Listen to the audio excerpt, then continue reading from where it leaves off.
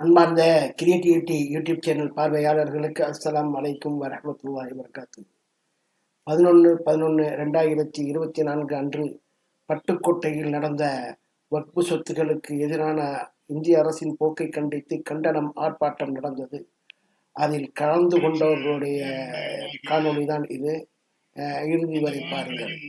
பெண்களும் ஆண்களும் ரொம்ப திரளாக வந்து கலந்து கொண்டனர். இறுதி வரை பாருங்கள்.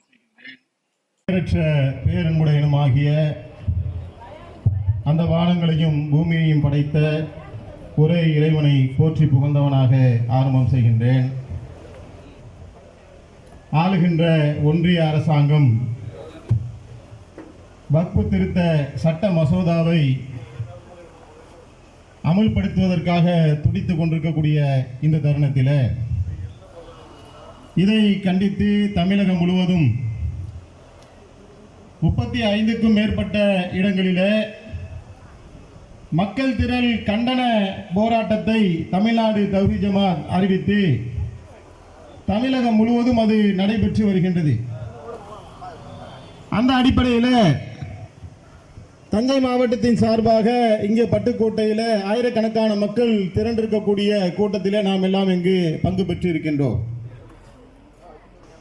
இந்த வக்ஃபு திருத்த சட்ட மசோதாவை நாம் இவ்வளவு கடுமையாக எதிர்ப்பதற்குண்டான காரணம் என்ன என்று சொன்னால், வக்ஃபு சொத்துக்கள் என்றால் இந்த இந்தியாவிலே காலம் காலமாக வாழ்ந்து வந்த எங்களுடைய பாட்டன் முப்பாட்டன் இஸ்லாமிய சமுதாய மக்கள் இஸ்லாமிய ஏழை மக்களுக்கும் கல்விக்காகவும் இறைப்பணிக்காகவும் தங்களுடைய சொந்த உழைப்பிலே சம்பாதித்த பொருளாதாரத்தை இறை வழியிலே செலவிட வேண்டும் என்ற நோக்கத்தில் அதை வக்ஃபு செய்தார்கள். அறப்பணிக்காக அதை தர்மமாக கொடுத்தார்கள். அப்படி கொடுக்கப்பட்ட அந்த தர்ம சொத்துக்கள் இந்தியா முழுவதும் 9.4 லட்சம் ஏக்கர்கள். இந்திய ராணுவத்தை விட இந்திய ரயில்வேக்கு, இந்திய ராணுவம், இந்திய ரயில்வே இதுக்கு இரண்டுக்கும் அடுத்தபடியாக மூன்றாவதாக மிக அதிகமான சொத்துக்களை வைத்திருக்கக்கூடிய ஒரு RSS நீண்டகால திட்டங்களிலே ஒன்றாக இருக்கின்றது. இதற்கு முன்னால் இஸ்லாமியர்களை கழுவறுக்க வேண்டும் என்கின்ற நோக்கத்திலே பல்வேறு விதமான சட்டங்களை கொண்டு வந்தார்கள். அந்த சட்டங்களுடைய வரிசையில CAA என்கின்ற ஒன்றை அறிமுகப்படுத்தி இந்திய முஸ்லிம்களை எப்படி அகதிகளாக ஆக்குவது, எப்படி இந்த நாட்டினுடைய மண்ணின் மைந்தர்களை விட்டு இந்த நாட்டை விட்டு துரத்துவது என்கின்ற ஒரு திட்டம் போட்டு அந்த சட்டத்தை கொண்டு வந்தார்கள். ஆனால் அது இன்றைக்கு கிடப்பிலே கிடக்கின்ற காட்சியை நாம பார்க்கின்றோம். இதை போல பொது சிவில் சட்டத்தை கொண்டு வர வேண்டும் என்ற கோரிக்கையை வைத்தார்கள். அதன் ஒரு பகுதியாக முத்தலாக் தடை சட்டத்தை கொண்டு வந்தார்கள். அதே போல காஷ்மீரில் இருக்கக்கூடிய பெருவாரியான இஸ்லாமிய மக்கள்களை வதைக்க வேண்டும் என்கின்ற நோக்கத்தில் காஷ்மீருக்கு இருந்த தனி சிறப்பு அந்தஸ்தான 370வது பிரிவை நீக்கி ஜனநாயகத்தின் அடிப்படையில் தேர்ந்தெடுக்கப்பட்ட அரசை கலைத்துவிட்டு இன்றைக்கு அங்கே ஒரு மோசமான ராணுவ சூழலை அங்கே ஏற்படுத்தி இருக்கின்றார்கள். இதுபோல ஒவ்வொரு காலகட்டங்களிலும் பல்வேறு விதமான நெருக்கடியை இஸ்லாமிய சமுதாய மக்களுக்கு தொடர்ச்சியாக கொடுத்து வருகின்றார்கள். ஹிஜாபை கர்நாடக மாநிலத்திலே மாணவர்கள் அணிவதை தடை செய்தார்கள். மாட்டுக்கறியை சாப்பிடக்கூடியவர்கள் ஜெய் ஸ்ரீராம் என்ற பெயரில் அடித்து கொள்கின்றார்கள். இந்த நாட்டிலே வாழ்கின்ற முஸ்லிம்கள் 2ஆம் தர குடிமக்களாக ஆக வேண்டும் என்கின்ற அடிப்படையில் பல்வேறு விதமான நெருக்கடிகளையும் கொடுத்து வந்து இறுதியிலே இஸ்லாமிய மக்களுடைய இந்தியை மேல்பாய்ச்சக்கூடிய வகையிலே பாபர் மசூதியை இடித்து அங்கே ராமர் கோயிலும் எழுப்பிவிட்டார்கள். அதோடு மட்டுமல்லாமல் இன்றைக்கு இஸ்லாமியருடைய சொத்துக்களை சூறையாட வேண்டும் என்ற நோக்கத்திலேதான் இந்த வக்ஃபு வாரிய திருத்த சட்ட மசோதாவை கொண்டு வர துடித்துக் கொண்டிருக்கின்றார்கள். இந்த மசோதாவை பாராளுமன்றத்தில் தாக்கல் செய்து எதிர்க்கட்சிகளுடைய கடும் எதிர்ப்பின் காரணத்தினால் இன்றைக்கு அது பாராளுமன்ற கூட்டுக்குழுவுக்கு அனுப்பப்பட்டிருக்கின்றது. அன்பார்ந்த சகோதரர்களே, இந்த இந்திய தாய் திருநாடு என்பது இஸ்லாமியர்களுடைய அமைப்பினுடைய நோக்கம் என்ன? இந்தியா இந்து நாடாக ஆக வேண்டும். சனாதன தர்மத்தை இந்த நாட்டிலே நாங்கள் நிலைநாட்டப் போகின்றோம். உலகத்திலே ஒவ்வொரு மதத்திற்கும் நாடுகள் இருக்கின்றது. இந்துக்களுக்கு என்று தனி நாடு வேண்டும் என்கின்ற கோல்வால்கருடைய அந்த திட்டத்தின் அடிப்படையிலே தான் ஜனசங்கம் என்கின்ற அமைப்பு திட்டத்தின் அடிப்படையிலே தான் ஒவ்வொரு காயாக நகர்த்துறாங்க. முதலிலே இவருடைய எதிரிகள் யார்? எதிரிகள் யார் தெரியுமா? பிரவீன் தொக்காடியா என்று சொல்லக்கூடிய இந்து மகா சபையினுடைய தலைவராக இருந்த அவர் மதுரையில கூட்டம் போட்டார், சென்னையில கூட்டம் போட்டார். சில ஆண்டுகளுக்கு முன்னால் அவர் என்ன பேசினார் தெரியுமா? மக்கள் மன்றத்தில் சூலாயுதத்தை கொண்டு வந்து கொடுத்து, இந்த சூலாயுதத்தினுடைய 3 முனைகள், ஒன்று முஸ்லிமுக்கு உரியது, ஒன்று கிறிஸ்தவனுக்கு உரியது, ஒன்று தாழ்த்தப்பட்ட இந்துவுக்கு உரியது. ஓட்டு வாங்க முடியவில்லை என்று சொன்னால் இவர்களுடைய நீண்டகால கனவு திட்டமான இந்து நாட்டை இவர்களால் கட்டமைக்க முடியாது. எனவே என்ன செஞ்சாங்க? டோட்டலா இந்த சிஸ்டத்தெல்லாம் மாத்துறாங்க. நம்ம சொன்னது கதையோ கற்பனையோ இல்லை. பிரவீன் தொக்காடியா மதுரையில பேசிய, சென்னையில பேசியவை எல்லாம் ஆவணங்கள் சொன்ன எந்த இந்துக்கு பாதுகாப்பாக இருக்கிறாங்க, அதைத்தான் நம்ம இந்த உரையில பார்க்க இருக்கோம். அன்பார்ந்த சகோதரர்களே, இந்த சிஸ்டத்திலிருந்து வெளியே வந்து என்ன செய்யறாங்க?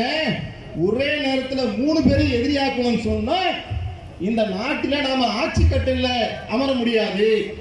ஆட்சி கட்டில அமர முடியவில்லை என்று சொன்னால் இந்து நாட்டை நாம உருவாக்க முடியாது. முழு மெஜாரிட்டி கிடைக்காது. முழு மெஜாரிட்டி கிடைத்தால்தான் இந்திய அரசியல் சாசன சட்டத்தை நாம் மாற்ற கொண்டு வர துணிக்கக்கூடிய இவர்கள் இதை எது போன்ற தில்லுமுள்ளுகளை எல்லாம் செய்திருக்கின்றார்கள் என்று சொன்னால், இந்த சொத்துக்களை எல்லாம் இதுவரைக்கும் வக்ஃபோர்டு தான் நிர்வகிச்சு வந்துச்சு.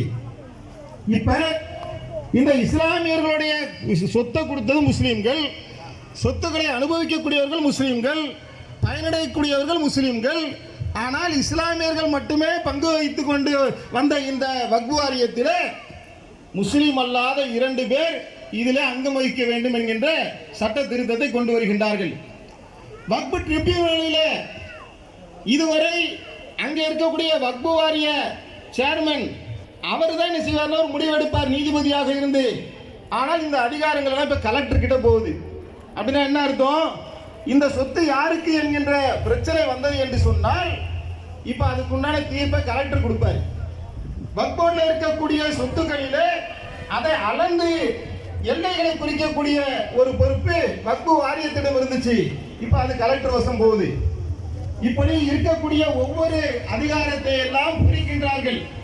ஒருவன் வக்ஃப் சொத்தை ஆக்கிரமிப்பான் என்று சொன்னால் அவன் எத்தனை வருடங்கள் அந்த வக்ஃப் சொத்தை ஆக்கிரமித்திருந்தாலும், அதற்காக பட்டா வாங்கினாலும், அதற்காக அவன் பேரை பதிவு செய்து கொண்டாலும், ஒரு முறை வக்ஃப் சொத்தாக ஆனால் எல்லா காலத்திலும் அது வக்ஃப் சொத்து தான். அது எந்த காலகட்டத்தில் மீட்கலாம். இப்ப என்ன சட்ட திருத்தம் கொண்டு வராங்க? 12 வருஷம் ஒருத்தன் சொத்தை ஆக்கிரமித்து விட்டான் என்று சொன்னால் அந்த வக்ஃப் சொத்து ஆக்கிரமிப்பு காலருக்கு உரியது என்று சட்ட திருத்தத்தை மாற்றுகின்றார்கள். ஏற்கனவே இருக்கக்கூடிய 9.4 லட்சம் ஏக்கர் நிலங்களிலே பாதிக்கும் மேற்பட்ட சொத்துக்கள் சூறையாடப்பட்டாச்சு ஆக்கிரமிப்பாளர்களால். மீதி இருக்கக்கூடிய சொத்துக்களையும் ஆக்கிரமிக்கக்கூடிய வகையிலே தான் இந்த சட்ட திருத்தத்தை கொண்டு வருவதற்குண்டான வேலையை செய்கின்றார்கள். ஒருவன் மக்களுடைய சொத்துக்களை ஆக்கிரமிப்பான் என்று சொன்னால் இதற்கு முன்னால் நான் பெயிலபிள் கேஸ் 2 வருஷம் வெளியே வர முடியாத அளவுக்கு கடும் சட்டங்கள் இருந்துச்சு. இப்ப என்ன சட்டம் கொண்டு வரா? கடும் சட்டம் தேவையில்லை. என்ன வேணா வக்ஃப் சொத்தை ஆக்கிரமிங்க, ஆக்கிரமிப்பாளருக்கு ஆதரவாக ஒன்றிய அரசு இருக்கும் என்று சட்ட திருத்தத்தை கொண்டு வருகின்றார்கள். ஆனால் முத்தவழி ஒரு தவறை செய்வார் என்று சொன்னால் அவருக்கு 10,000 இருந்த அபராதத்தை 1 லட்சமாக மாற்றுறாங்க. வக்ஃப் போர்டில் இருக்கக்கூடிய முத்தவழிக்கு தண்டனை அதிகரிக்கின்றது, ஆக்கிரமிப்பாளருக்கு தண்டனை குறைகின்றது. இப்படியாக ஒட்டுமொத்தமாக வக்ஃப் போர்டை சீர்குலைக்கக்கூடிய வேலையைத்தான் இன்றைக்கு ஆளுகின்ற ஒன்றிய அரசு RSS கைகூலியாக இருந்து செயல்படக்கூடிய காட்சியை நாம பார்க்கின்றோம். அன்பார்ந்த சகோதரர்களே, இதுல என்ன நியாயம் இருக்கா? இந்த நாட்டில இந்து சமய அறநிலைத்துறைன்னு இருக்கு. அது மாதிரி பல்வேறு விதமான காசி விஸ்வநாதர் கோயில் இருக்கு. தஞ்சாவூர்ல அவர்களுக்கு என்ன மடங்களை காஞ்சி சங்கராச்சாரியர் மடங்கள் இருக்குது. அந்தந்த கொள்கை கோட்பாடுகளை உடையவர்கள் அந்தந்த நிறுவனங்களை அவங்க என்ன செய்யறாங்க, போற்றி பராமரித்து வருகின்றார்கள். இந்த நாடு மதசார்பற்ற நாடு என்று சொன்னால் அவர்களுடைய அந்த உரிமைகளை நாம போய் தலையிட முடியுமா? ஒரு கிறிஸ்துவரை உள்ளக்க போய் விட நாம கேட்க முடியுமா? ஒரு முஸ்லிமா உள்ளக்க கூட நம்ம கேட்கவும் மாட்டோம். கேட்டால் எப்படி இருக்குமோ அது மாதிரி இப்ப என்ன செய்யறாங்க, இஸ்லாமியருடைய வக்பு வாரியத்தில் முஸ்லீம் அல்லாத 2 பேரை நாங்கள் கொண்டு வருவோமா? இது கேலி குத்தாக்கக்கூடிய விஷயமா இல்லையா? வஞ்சகத்தனத்தோடு இருக்கக்கூடிய ஒரு விஷயமா இல்லையா? அப்புறம் சொல்றாங்க, வக்பு வாரியத்துக்கு ஒருவர் இடத்தை கொடுப்பதாக இருந்தால் அவரு இந்துவா இருந்தால் கொடுக்க முடியாதான்.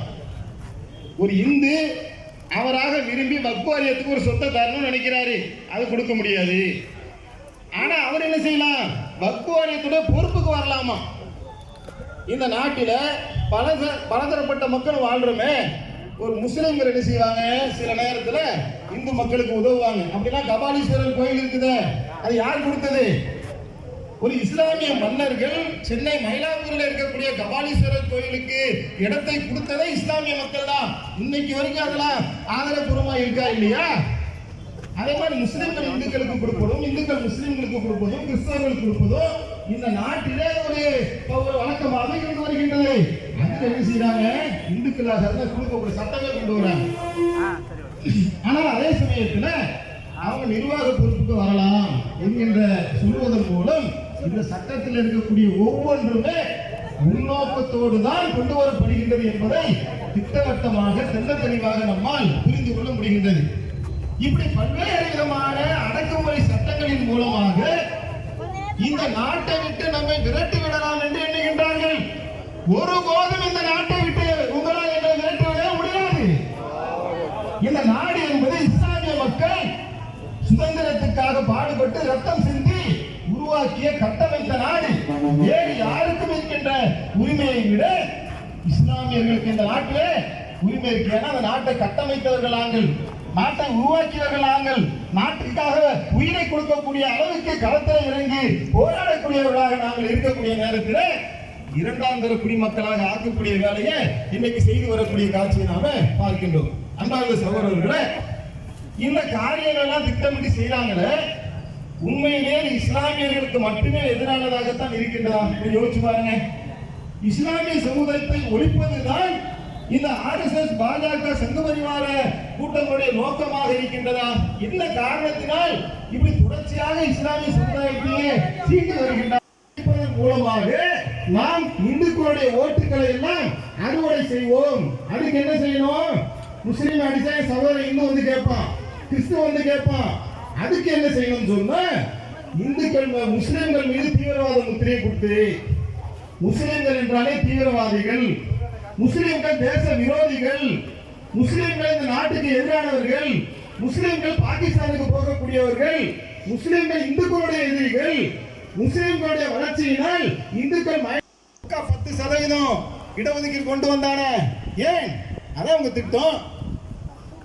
முற்படுத்தப்பட்ட ஜாதி இந்துக்களுக்காகத்தான் நாங்கள் குரல் கொடுப்போம், அதான் எங்களுடைய அஜெண்டா என்பதை தெல்ல தெளிவாக காட்டினார்களா இல்லையா?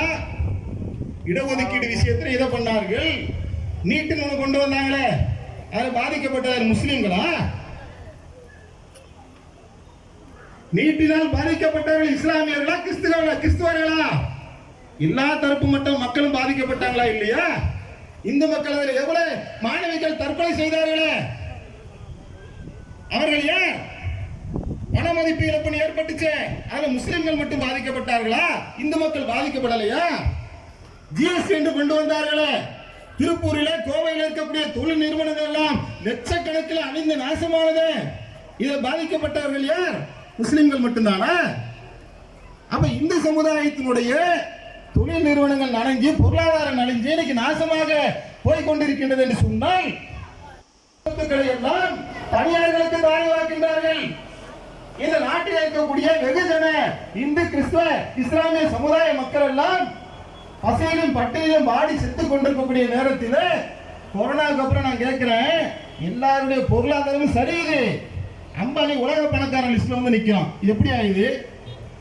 ஏன் கொரோனா எல்லாருக்கும் தானே வரணும், எல்லாரும் தானே பாதிக்கப்படணும். பணக்காரன் ஆயிட்டு போயிட்டே இருக்கான்னு சொன்னா அதுக்கு என்ன காரணம்? அதான் அவங்களுடைய திட்டமே. பெரும் முதலாளிகளுக்கு ஆதரவாக, உயர் சாதியினருக்கு ஆதரவாகத்தான் அவர்களை களத்திலே நிற்பார்கள். செய்தும் காட்டினார்கள். இந்தியாவிலே சுதந்திர இந்தியாவிற்கு முன்னால் எனது அருமை இந்து சகோதர மக்களுடைய நிலைமை எப்படி இருந்துச்சு? நாங்கள் பாகிஸ்தான்ல இருந்து வந்தவங்களா, சவுதி அரேபியால இருந்து ஒட்டகம் வச்சுக்கிட்டு வந்தவங்களா? என் பாட்டம் முப்பாட்டம் ஏன் இந்த இஸ்லாமிய மதத்துக்கு வந்தான்? மக்கள் என்ன செய்றாங்க? ஆட்சி கிடைக்குது, பதவி கிடைக்குது, காசு கிடைக்குது என்று அவர்கள் பின்னால் போவார் என்று சொன்னால் கண்டிப்பாக மிக நிச்சயமாக இந்த இந்தியாவில் அவர்கள் ஒரு கால் இதே நிலை நீடிக்கும் என்று சொன்னால் அவங்க இந்த இந்தியாவை இந்து நாடாக ஒருவேளை ஆக்கினால் அதுல முஸ்லிம்கள் மட்டும் பாதிக்கப்படுவார் என்று நினைத்தால் அந்த கனவு நிறைவேறாதுங்க. எல்லா தரப்பு மக்களும் அதில் பாதிக்கப்படுவார்கள். யோசிச்சு பாருங்க. அன்பார்ந்த சகோதரர்களே, இந்த நாட்டிலே இஸ்லாமிய மக்கள் வாழ்கின்றார்களே, தோளோடு தோள் என்று எனதான இந்து சமுதாய மக்களுக்கு நாங்கள் எவ்வளவு தூரமான ஒரு நெருக்கத்தில் வாழ்ந்து கொண்டிருக்கிறோம். சுனாமி வந்தாலும் சரி, வெள்ளப்பெருக்குன்னு வந்தாலும் சரி, கொரோனா வந்தாலும் சரி, கொரோனா வந்த நேரத்தில் பெத்த புள்ள கூட என்ன செய்ய மாட்டான். அந்த அவங்க தந்தையுடைய பிரேதத்தை தொடுவதற்கு பயந்தான், அங்கினான். ஆனால் இஸ்லாமிய சமுதாய மக்கள் ஓடோடி நான் செத்தாலும் பரவாயில்ல, உயிர் போனாலும் பரவாயில்ல, என் சகோதரன் இந்து கிறிஸ்துவனுடைய பிரேதத்தை நான் அடக்கம் செய்கின்றேன் இந்த களத்தில் வந்து நின்றா. ஏன் தெரியுமா? ஏன்னா இஸ்லாம் சொல்லுது எல்லாரும் ஒரு தாய் பிள்ளைன்னு சொல்லு.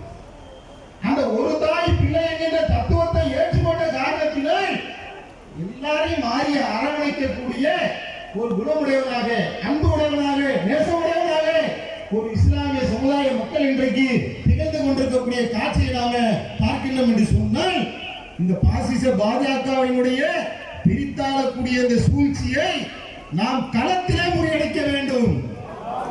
கர்நாடகத்தில் பார்த்தோம், ஹிஜாப் அணியக்கூடாது என்று தடை செய்தார்கள். அதை ஒரு போலரைஸ் பண்ணாங்க. நண்பு உறவினர்களுக்கு, அதிரைவாசிகளுக்கு என்னுடைய இனிய சலாம்.